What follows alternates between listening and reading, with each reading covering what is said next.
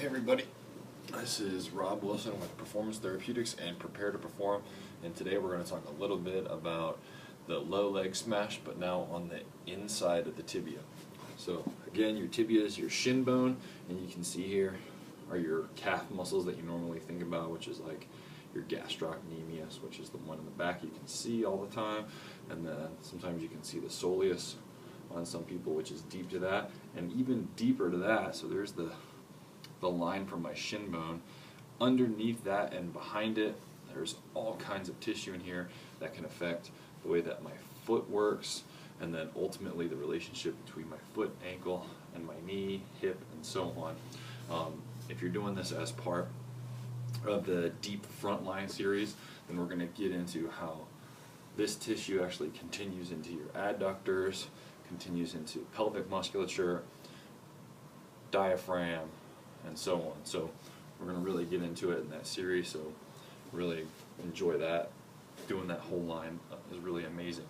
But for our purposes right now, for this specific technique, what we're going to do is take a lacrosse ball or whatever tool you have, and you're going to get not on your shin bone, but behind it. Alright, so I'm going to lay your leg down like so.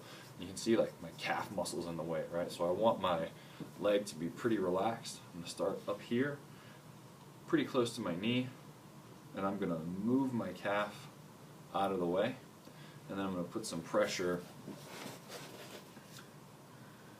down and in, right? So I'm going to move my calf, put some pressure in there. Now it's not about, hanging over this thing like you're trying to kill your mortal enemy. You're just trying to get a bite on the tissue that's back there. So the reason we have to give it some pressure is because it's so deep. So we want to move the calf, get a bite of the tissue, and then here you can even twist a little bit, and then once we get it, move your foot up and down, nice and slow,